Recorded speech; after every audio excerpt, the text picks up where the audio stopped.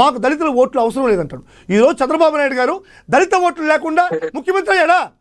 దళిత ఓట్లు లేకుండా మరి ఒకటి అటువంటప్పుడు RRR పైన ఏదంటే ఈ 420 RRR ఉన్నాడో, ఈ 420 RRR పైన క్రమశిక్షణ చర్యలు తీసుకున్నప్పుడు ఆ పార్టీ బాధ్యత వహించాలి, చంద్రబాబు నాయుడు కూడా బాధ్యత వహించాలి కదా. మరి ఇప్పుడు దళిత క్రిస్టియన్ల పైన, దళితుల పైన తెలుగుదేశం పార్టీ విధి విధానాలు ఏ విధంగా ఉన్నాయో సార్. జగన్మోహన్ రెడ్డి 420, మీ పెద్దిరెడ్డి రామచంద్రారెడ్డి 840, మీ పెద్దిరెడ్డి మిథున్ రెడ్డి 1680. మీరు చంద్రబాబు నాయుడు 420, నిజంగా 420 రాష్ట్రంలో ఉన్నటువంటి చంద్రబాబు నాయుడు, లోకేష్ లీకేజ్ అలయాస్ లోకేష్ 420 ఉన్నాడంటే, ఈ రాష్ట్రంలో 420 ఉన్నాడంటే లీకేజ్ అలయాస్ లోకేష్ ఇతనే 420. జరిగేటువంటి కార్యక్రమాలన్నీ కూడా 420 కార్యక్రమాలు. మీరు పెద్దిరెడ్డి విమర్శించేటువంటి స్థాయి మీది కాదు. పెద్దిరెడ్డి భూములు మీరు ఏమైనా పెరుక్కున్నారా? పెద్దిరెడ్డి ఇంటికి పెరిగారు చెప్పండి.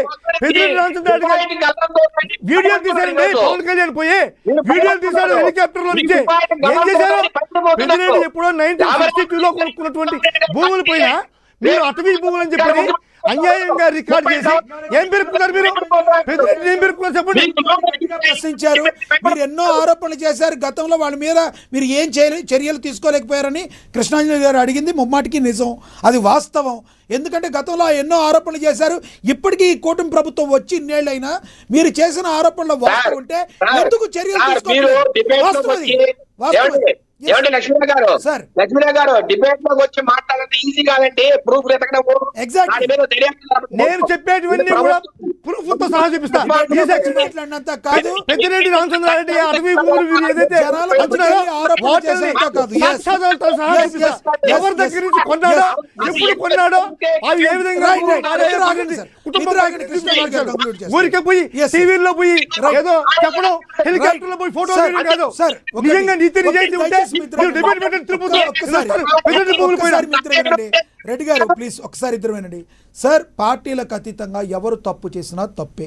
అది పవన్ కళ్యాణ్ మాట్లాడినా తప్పే, రావణ్ మాట్లాడినా తప్పే, జగన్ మాట్లాడినా తప్పే, లోకేష్ మాట్లాడినా తప్పే, చంద్రబాబు మాట్లాడినా తప్పే, ఎవరు మాట్లాడినా తప్పే. అందరికీ గౌరవం ఇవ్వాలి. ఎవరు తప్పు చేసినా తప్పే సార్. కానీ ఒకటి 17 కేసుల్లో ముద్దాయి చంద్రబాబు నాయుడు.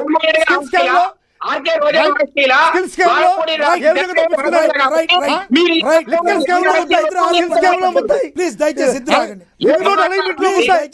2 లక్షల రూపాయలు చంద్రబాబు ఇంత అధర్మంగా మాట్లాడతారా? ఇంత అప్రజాస్వామికంగా మాట్లాడతారా? 17 కేసుల్లో ముద్దాయండి. 17 కేసుల్లో ఆగండి.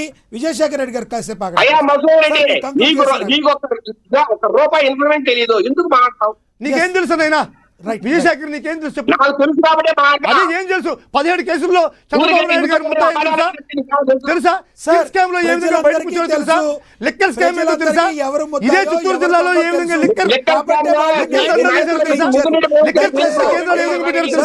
సార్ జగన్మోహన్ రెడ్డిని నెత్తిన పెట్టుకున్నారు ప్రజలు. జగన్మోహన్ రెడ్డిని నెత్తిన పెట్టుకున్నారు ప్రజలు, చంద్రబాబు నాయుడిని నెత్తిన పెట్టుకున్నారు ప్రజలు, అంతిమ న్యాయ నిర్ణేతలు ప్రజలు.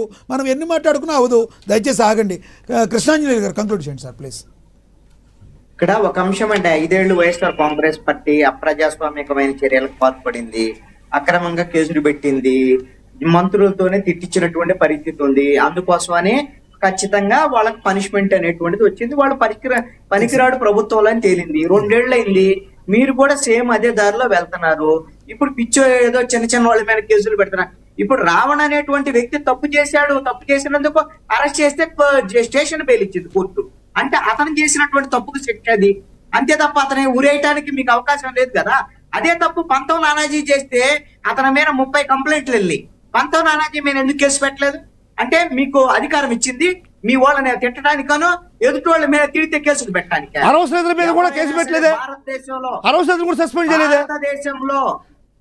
భారతదేశంలో ప్రతి పౌరుడికి ఒకటే చట్టం వర్తిస్తుంది. నన్ను తిట్టారు, మా కుటుంబాన్ని తిట్టారు కాబట్టి నేను తిడతాను అంటే చెల్లుబాటు కాదు. తిట్టిన వాళ్ళకి ఏ విధంగా ఎట్లయితే శిక్ష ఉంటుందో నీకు కూడా అంతే ఉంటుంది. అందుకని పవన్ కళ్యాణ్ ఈ రోజున శుద్ధులు చెప్తున్నాడు కదా, కూర్చొని భారత ఇది న్యాయ సంహితలో ఇది ఉంది, భారత రాజ్యాంగంలో ఆర్టికల్ 19(1)A ప్రకారంగా భావ ప్రకటన స్వేచ్ఛ, ఇది నేనేమైతే వేరే వాళ్ళని తిట్టొచ్చు, నన్ను మాత్రం వేరే వాళ్ళు తిట్టడానికి లేదు అని చెబితే కుదరదయ్యా. పవన్ కళ్యాణ్ గాని ఈ ప్రభుత్వం గాని ఈ రోజున తప్పుదారిలో వెళుతోంది. ఖచ్చితంగా రావణ్ణి తప్పన్నటువంటి వీళ్ళు రఘురామకృష్ణరాజు గారి అనాలి తప్పనాలి. మీరు తప్పుదారిలో వెళ్తున్నారు, మీరు తప్పుదారిలో వెళ్తున్నారు. జనసేన వాళ్ళు మా ఆయన వైసీపీ కదమ్మా, వైసీపీ కాదు, ఆయన వైసీపీ కదమ్మా. కౌసర్ గారు ఆయన అభిప్రాయం చెప్పనివ్వండి. కౌసర్ గారు మీరు అడ్డుపడకూడదు, ఆగండి. మీకు నేను ఇస్తాను, మీరు మాట్లాడిదారు కానీ ఆయన కంక్లూడ్ చేయను. ఆయన సమయం అది.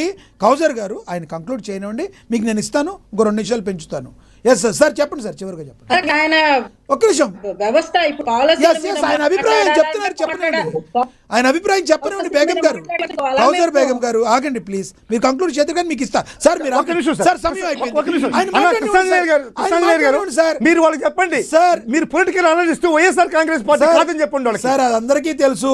ఈ రోజు కృష్ణాంజలి గారు ఫేవర్ గా మాట్లాడినప్పుడు మీరు ఈ రకంగా మాట్లాడతారు, లేదా మీరే ముద్రేస్తారు. ఫస్ట్ రౌండ్ లో ఆయన అన్ని చూశారు, వైసీపీని వ్యతిరేకించాడు. గతంలో ఇప్పుడు పవన్ కళ్యాణ్ పాపం ఆయనే బాధపడ్డారు. మీ వైసీపీ వాళ్ళు జెండాలు వెనక పెట్టి నన్ను ట్రోల్ చేశారని లాస్ట్ ఆయనే బాధపడ్డారు. ఎస్ మతపరమైన ఘర్షణలు ఎవరైతే రేకెత్తిస్తున్నారో వాళ్ళందరి మీద ఒకే తరహాలో చర్యలు తీసుకోవాలి. ఇది ప్రభుత్వం యొక్క బాధ్యత. నిష్పక్షపాతంగా వ్యవహరించకపోతే ప్రభుత్వానికే నష్టం. ఈ రోజున రఘురామకృష్ణరాజు చేస్తున్నటువంటి వ్యవహారం మొత్తం ఈ కూటమి ప్రభుత్వం నిట్ట నిలువున మునిగిపోయేటువంటి విధంగా ఉంది. మీకు మంట పెట్టాడు కూటమి ప్రభుత్వానికి, చూసుకోండి. రైట్ రైట్ మీ అభిప్రాయం అర్థమైంది సార్. కౌసర్ గారు ఇప్పుడు కంక్లూడ్ చేయండి మీరు ప్లీజ్. కౌసర్ గారు ప్లీజ్ కంక్లూడ్ చేయండి. సార్ చట్టాల గురించి, న్యాయాల గురించి, చట్టాల గురించి పవన్ కళ్యాణ్ గారి కానీ మా జనసేన పార్టీ వాళ్ళకి కానీ చాలా బాగా తెలుసు. మేము విధానాల పరంగా, పాలసీల పరంగానే మాట్లాడతాము. వాళ్ళు మేము చేస్తున్న అభివృద్ధిని ఓర్వలేక మా మీద ఏదైనా మమ్మల్ని తిడగా మీరు మాట్లాడితే ఒక న్యాయం, మేము మాట్లాడితే ఒక న్యాయం ఉండదు. రాజకీయాల్లో పరస్పర మీరు క్రిమినల్స్ ని ఎవరితో ప్రెసిడెంట్ గారితో కంపేర్ చేయదు. చట్టము తెలుసు, న్యాయం. ఈసారి నెక్స్ట్ టైం మీరు డిబేట్ గా ఆయన బాధ్యతలు ఆయనకి సంపూర్ణంగా తెలుసు. మీ సజెషన్స్ ఉంటే మీరు వైఎస్ఆర్సీపీ పార్టీ వాళ్ళకి వెళ్ళి ఇవ్వండి, వాళ్ళు తీసుకుంటారేమో చూడండి.